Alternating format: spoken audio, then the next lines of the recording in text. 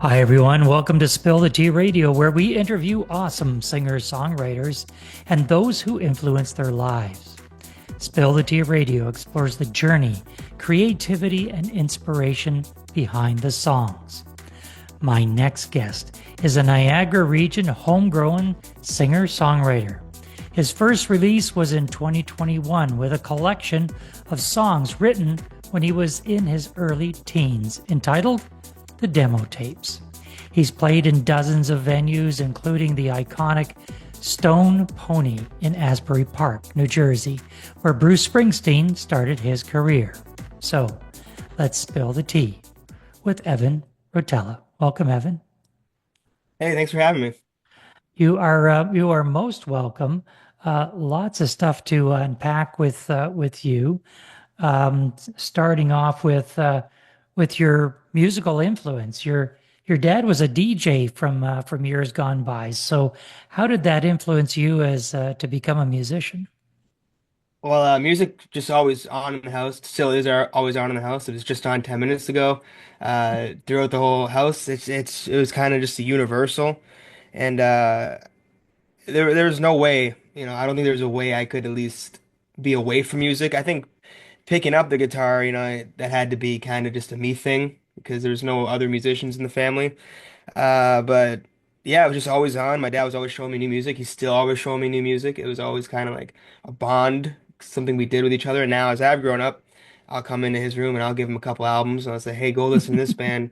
And I like to think that I've influenced his music a little bit in the last couple of years too. So it's just kind of been him giving me stuff, and that kind of grew my love for it all. Well, some fathers and sons go fishing, some go hunting, and you and your dad go musicking Yeah, together. You absolutely. you pressed a vinyl 45, which I don't know who influenced you on that one. I know when I was DJing back 100 years ago, we carted 45 vinyls wherever we went. And the song you pressed was called "I Was a Rock Star." We think Yeah. about other bands that have done things like that, like "Cover the Rolling Stone" by Doctor Hook, and "Rock Star" by Nickelback. What you wrote that song and recorded when you were 15 years old. So yours was kind of looking into the future. What were you thinking when you wrote that song? Well, it was definitely one we thought about taking down. I thought about taking down. My dad loves that song. I like to think I've grown a lot from that song. If I haven't, then there might be an issue in the stunt and growth. But yeah, it was 5 years ago. It was a fun song. I thought it was funny. Some of the lyrics in there, they were just, like Rockstar, like by Nickelback and stuff like that. I wanted to make kind of like a parody song that was kind of funny. A lot of the songwriters I like are also funny, like John Hyatt, Todd Snyder. And so I was just kind of in a funny mood one day, I guess, and I was on the couch. It was COVID. We were doing nothing. I was really bored, and I didn't mean to write anything. I just started, playing and talking, and I was like, oh, it's kind of funny. It's kind of got a cool little thing to it, and we put it out. And my dad wanted to get 45s. Because he was the DJ, right? And so he wanted the vinyls and the 45s, and that was the first thing we really did. People seem to like the song. I don't play it that often when I play like live and stuff, but people seem to still kind of like it. So, I guess that's more important than me still liking it. So I keep it up for others if they like it. Well, people like to live vicariously through their people that they go to see. So Yeah, I think I like the song myself. I appreciate it. It's got a little 60s vibe to it almost. It's Yeah. almost like you played where Springsteen started, and it's got a little Bruce Springsteen, feel to it as well. I'll take that. You released that in 2020. Was that right as COVID was breaking out? And Uh, you kind of didn't have anything else to do and you did that. yeah, it was we were definitely already in COVID because it was just like it all kind of like blurs into one for me, and every day was kind of the same, and it was I just remember being, writing a lot of music, whether it was great or not, that, who knows, but I just remember writing a lot of music, and that was one of the ones that came out. So I think we were just at the beginning of COVID. We had just gotten into it, and but we had so many songs like the demo tapes, which we have kind of taken down of Spotify because I think I've grown from that a lot. But and we didn't want to just sit on any songs, and so we went in carefully, cautiously, and we recorded in the studio, and just me and my dad and the producer, and got those out like the demo tapes, and same with If I Was a Rock Star. You released that CD of the acoustic songs that you wrote when you were in your early teens, called the demo tapes. And I wonder sometimes when artists write things when they are very young, or they might be 10 years old, if they ever go back and dust them off and maybe update them. Legendary Dick Cooper from Cooper Brothers, who's celebrating 50 years in the business, he said he's got songs that he just every 10 years he revamps them, kinds of gives them a little tune up, and brings them along. Other artists say, no, it's past, it's past. I'd just rather move forward. What's your feeling on that? Actually did that last night, like literally right before I went to bed. It's funny you say. I don't usually do that. I'm very new day, new thing with everything I do. I like to start over again. But I started writing music when I was like 12, and it doesn't mean it was good when I was 12, but um I look at some of the songs and I go, well, this song's not good, but this part was really good. Like this little line here, it was clear to see that I was writing something that was kind of good. Um, but hopefully you don't hopefully you don't go back too much because you hope that you've grown a little bit. You are releasing, or you released a 10 original song LP. And how does that work out for you now as far as writing? Like that's a lot of songs to write. Was that over a short period of time? Was that over a 1 year, 2 year period of time? Uh, it varies. Hopefully it varies. Some songs are take 20 minutes. Those are the good ones. But some songs take those are the good ones really. But the title track of that album is called Happy to Be Here. And that song took about a year to write. And then the single we put out first is Gotta Get Better. And that one, took like, 5 days. It feels like 20 minutes because hopefully you're not spending 14 hours a day on a song. Hopefully you're spending in small increments. Hopefully that means that things are coming to you quickly. But it could be any of those. But Happy to Be Here, the album, some of those songs started writing in 2020. Some of those songs, like there's a song called Fireworks on there. We had a different song that we wanted to put on the album, and I didn't think it was that good at the end of the day. And I wrote that song, 3 days before we went in and recorded it. So, uh, hopefully you're always kind of thinking about this. Oh, maybe this isn't good. Hopefully you're a critical thinker about your own stuff. Hopefully you're not biased. And I'm certainly not biased towards my own stuff. I think I'm my own biggest critic. So, so hopefully when you're coming together with a collection of songs, hopefully you're not shutting down your mind and saying these 10 songs are it.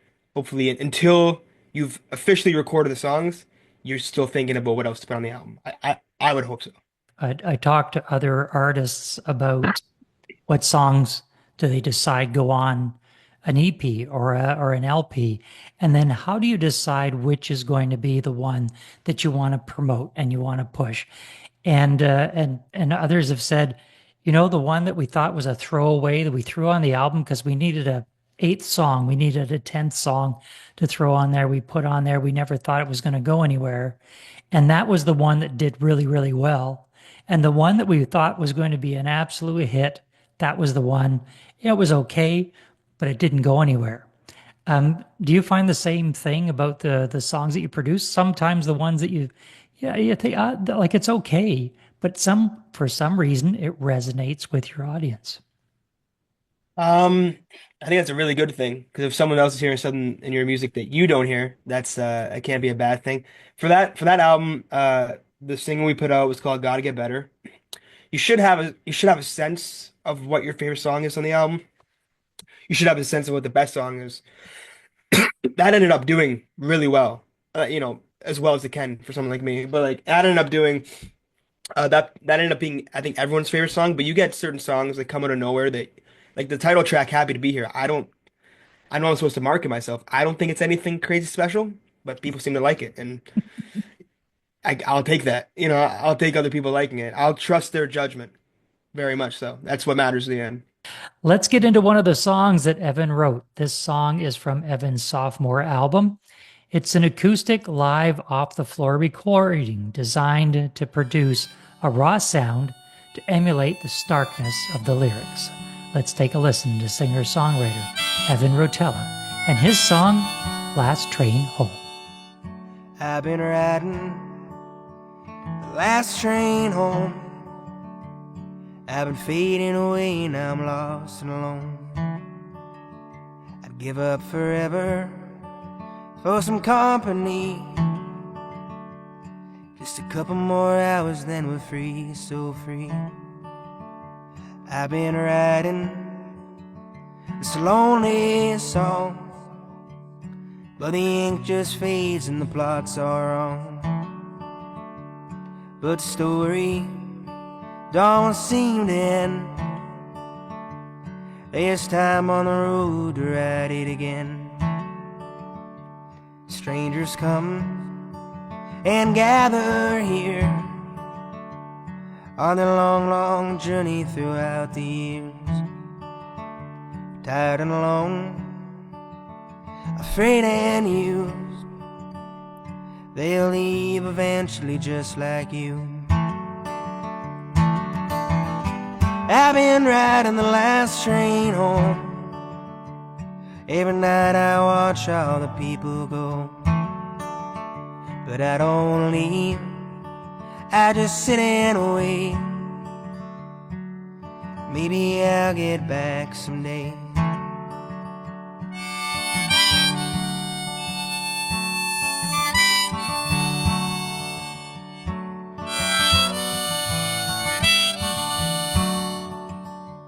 Gentle brother, for who goes there? There's broken souls and lives treated unfair. Thieves and cheats, heroes and saints, all ride together to whatever ways. I've been riding the last train home. Every night I watch all the people go, but I don't leave, I just sit and wait. Maybe I'll get back someday.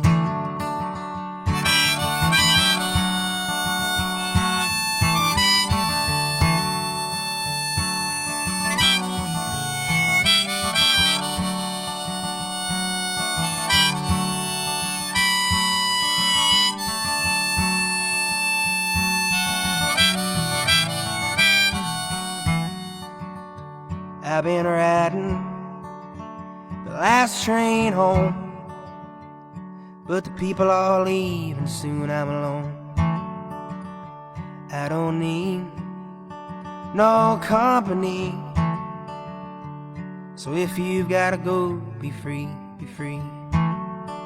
Man, I've been riding the last train home, but the ink just fades and the plots are wrong. I'll sit here forever, and that's okay. I'll see you again and fix the plot someday. That was Last Train Home by Evan Rotella. Evan, tell us, what is that song about and what was the inspiration to write it? Last Train Home. Like I said, I've been into folk music a lot lately. Nebraska by Springsteen, Last Great American Bar Scene, The Great American Bar Scene by Zach Bryan. I think the train song is kind of like this folk like honor you kind of have to hold on to, the last train home, that type of phrase. And I started writing it one night. I write very late usually. That's usually when these sappy songs come. And I remember growing up, I used to watch the Eagles documentary. I watched the Eagles documentary every day for summer. I was like 9, and I loved the Eagles. And I would watch the way they wrote songs. And if I wanted to stay healthy, I couldn't do it the way they wrote it, because it was not a good lifestyle. But I realized that your superpower when writing songs, if it's a superpower, is your honesty with yourself. And I've always been well surrounded by people and support and love. I've never been alone. But as a songwriter, sometimes I think you feel things on a deeper level, maybe. I think you might feel things bad and good. And I always kind of felt this sense of loneliness once everyone had gone to bed once and that's when I started writing and I realized a long time ago that it wasn't something to be fixed, it was something to be written about. And Last Train Home, I guess, is about the internal conflicts you have with yourself every day. And the last train home is a metaphor for somebody who knows that maybe, the way they're feeling isn't great, but it's their superpower. It's I'm gonna ride the last train home. And the song it says something about, every night I watch all the people go. It indicates that you can get up and you can get off too, but you don't leave. You just sit and wait and you keep on riding it. So it's about internal conflict. I think everyone can relate to it because it doesn't have to be the same conflict. It can just be whatever's yours. Evan, how do people find out more about your music? What's the website, the socials, and the streaming platforms? You can go to evanrotella.com. It's got everything there. All the information is there. The songs are there. Information about me is there if you want to know anything. Evan Rotella on Spotify, Evan Rotella Music on Instagram, and Evan Rotella Music on Facebook. You can find me on all those places. And if you want to text me and ask a question, I respond within like 2 to 3 days. We have been in conversation with Evan Rotella. Evan, thanks for being with us. Thank you so much for having me. I've been around.